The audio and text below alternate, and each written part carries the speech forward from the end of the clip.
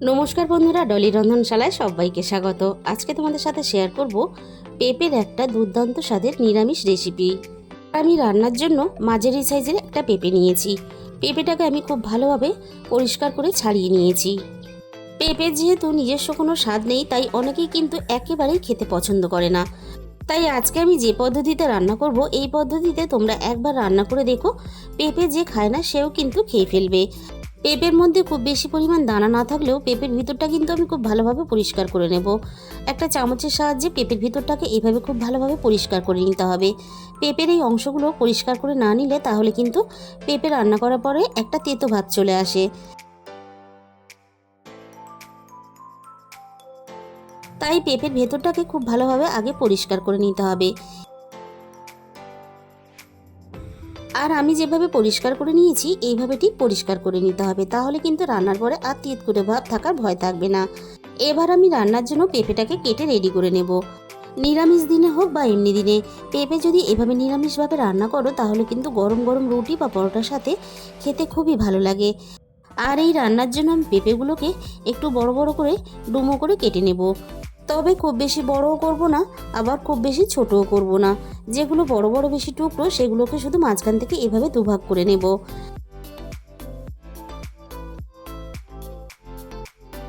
সমস্ত সবজির মধ্যে ছোট থেকে বড় আমরা সবাই কিন্তু পেঁপেটাকেই বেশি অবহেলা করি বা অপছন্দ করি। তাই পেঁপে যদি আমরা অন্য সবজির মতো গুছিয়ে মন দিয়ে রান্না করি তাহলে কিন্তু অন্য সবজির স্বাদকে হার মানিয়ে দেবে। রান্নার জন্য আমি গোটা পেঁপেটাকে কেটে রেডি করে নিলাম। সমস্ত পেঁপের টুকরোগুলো আমি একটা ছাঁকনি বাটির মধ্যে তুলে নিলাম। আর পেঁপেগুলো 3 থেকে 4 বার জল পাল্টে খুব ভালোভাবে আমি ধুয়ে নেব। আর রান্নাটা যাতে আরও টেস্টি হয় তার জন্য আমি এখানে 200 গ্রাম পরিমাণ পনির নিয়েছি। আর বেশিরভাগ সময় কিন্তু আমরা ছোলা দিয়ে রান্না করে থাকি পেঁপে। একবার এইভাবে অল্প একটু পনির দিয়ে পেঁপে রান্না করে খেয়ে দেখো। আমিষ যে কোনো তরকারি ফেলে এই নিরামিষ তরকারি দিয়েই কিন্তু পুরো ভাত বা রুটি খাওয়া হয়ে যাবে। আর আমি পনিরগুলোকে আমার পছন্দ মতো টুকরো করে কেটে নিলাম। তোমরা তোমাদের পছন্দ মতো টুকরো করে কেটে নেবে। এবার আমি রান্নার দিকে চলে এসেছি। প্রথমে আমি 2 চামচ পরিমাণ সাদা তেল কড়াইতে দিয়ে দিলাম। প্রথমে আমি তেলটাকে মিডিয়াম আঁচে গরম করে নেব। তেলের মধ্যে আমি স্বাদ মতো অল্প একটু লবণ দিয়ে দিলাম। অল্প একটু লবণ দিয়ে পনির ভাজলে তাহলে পনিরের ভিতর পর্যন্ত লবণটা চলে যাবে আর খেতে ভালো লাগবে। সমস্ত পনিরগুলো আমি প্রথমে ভেজে রেডি করে নেব। এবার আমি হালকা আঁচে নাড়াচাড়া করে পনিরগুলোকে মিনিট 5 মতো ভেজে নেব। তবে খুব বেশি ভাজবো না, পনিরগুলো হালকা একটু লালচে হবে এরকম করে আমি পনিরগুলোকে ভেজে নেব। খুব বেশি নাড়াচাড়া করলে যেমন ভেঙে যাবে, তেমনই কিন্তু খুব বেশি পনির ভাজলে তাহলে পুরটা শক্ত হয়ে যাবে, পনিরটা খেতে ভালো লাগবে না। পনিরের যে নিজস্ব স্বাদ সেটা নষ্ট হয়ে যাবে। সমস্ত পনিরগুলো আমি তেলে থেকে ছেঁকে তুলে নিলাম। এবার আমি ওই একই তেলের মধ্যে আরও 2 চামচ পরিমাণ সাদা তেল যোগ করে দিলাম। তেলটা আমি আবারও খুব ভালোভাবে গরম করে নিয়ে ফোড়নে আমি অল্প একটু গোটা জিরে দিয়ে দিলাম। সাথে আমি একটা শুকনো লঙ্কা কুচি দিয়ে দিলাম। আর আমি দিয়ে দেব একটা তেজপাতা কুচি। আর সবশেষে আমি এখানে এলাচ আর অল্প একটু দারচিনি থেতো করে দিয়ে দিলাম। এলাচ আর দারচিনিটা থেতো করে দিলে তাহলে রান্নায় দারুণ একটা ফ্লেভার আসবে। এবার আমি ফোড়নটাকে হালকা আঁচে নাড়াচাড়া করে একটু ভেজে নেব। ফোড়ন থেকে সুন্দর একটা মিষ্টি গন্ধ বেরিয়ে আসার সাথে সাথে আমি এখানে কেটে রাখা আলুগুলোকে তেলের মধ্যে দিয়ে দিলাম। এবার আমি ফোড়নের সাথে আলুগুলোকে নাড়াচাড়া করে একটু সময় নিয়ে বেশ লালচে করে ভেজে নেব।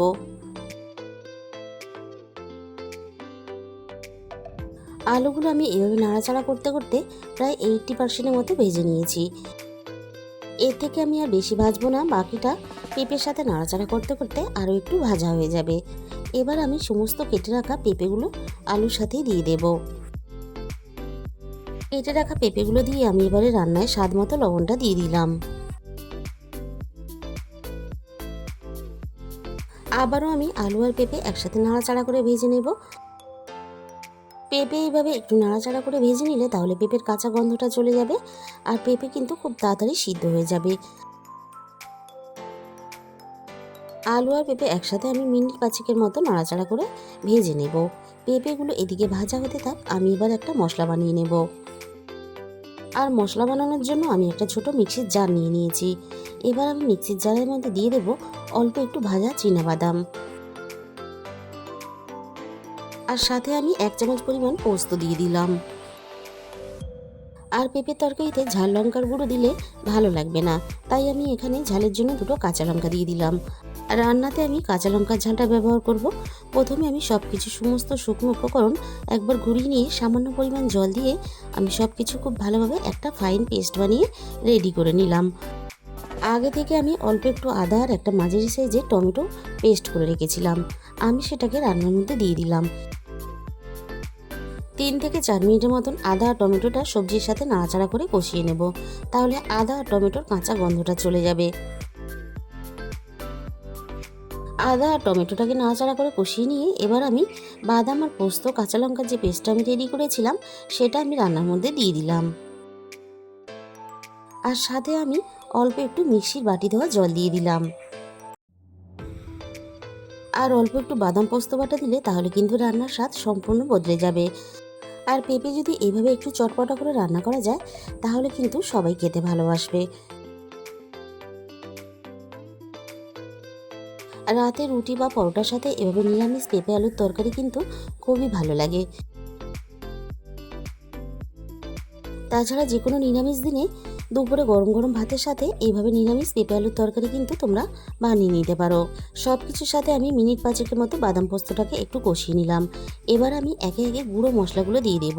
প্রথমে আমি 1 চামচ পরিমাণ হলুদ গুঁড়ো দিয়ে দিলাম, সাথে আমি 1 চামচ পরিমাণ জিরে গুঁড়ো দিয়ে দিলাম।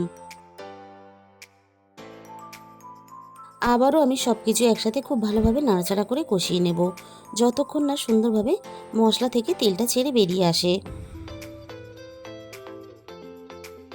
সব কিছু আমি একসাথে নাড়াচাড়া করে একটু কষিয়ে নিয়ে এবার আমি রান্নার মধ্যে স্বাদ মতো চিনি দিয়ে দেব।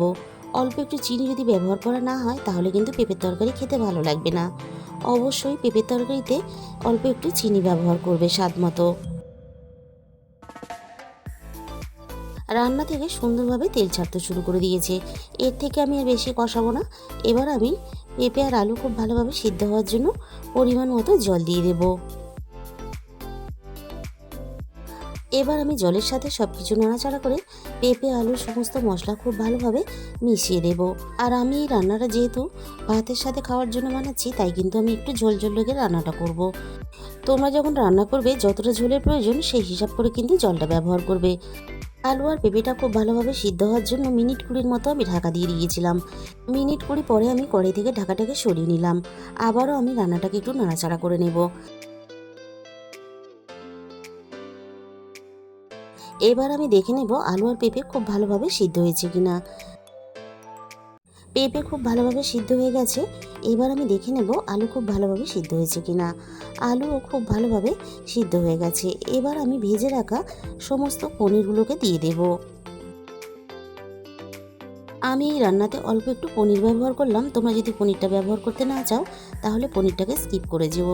বাকি যে সমস্ত উপকরণ দিয়ে আমি রান্নাটা করেছি সমস্ত রকম উপকরণ দিয়ে তোমরা যদি আলু পেঁপে শুধু এইভাবে রান্না করো তাহলেও কিন্তু একই স্বাদ আসবে। পনিরটা আমি সব কিছুর সাথে মিনিট 5 মতো রান্না করে নিলাম। এবার আমি রান্নার মধ্যে 1 চামচ পরিমাণ গরম মশলা গুঁড়ো দিয়ে দিলাম। সব শেষে আমি এখানে 1 চামচ পরিমাণ ঘি দিয়ে দিলাম। নিরামিষ পেঁপে আলুর তরকারিতে অল্প একটু ঘি গরম মশলা দিয়ে রান্নাটা করলে তাহলে কিন্তু রান্নার স্বাদ অনেক বেশি ভালো হয় আর রান্নার দারুণ একটা ফ্লেভার আসে। গ্যাসের ফ্লেমটা আমি পুরোপুরি বন্ধ করে দিয়েছি আর ঘি গরম মশলা গুঁড়োটা নাড়াচাড়া করে খুব ভালোভাবে মিশিয়ে দিলাম।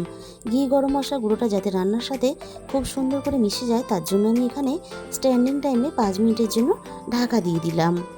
তাহলে বন্ধুরা আজকের এই রেসিপিটা ভালো লাগলে প্লিজ একটা ভিডিওতে লাইক করে দিও।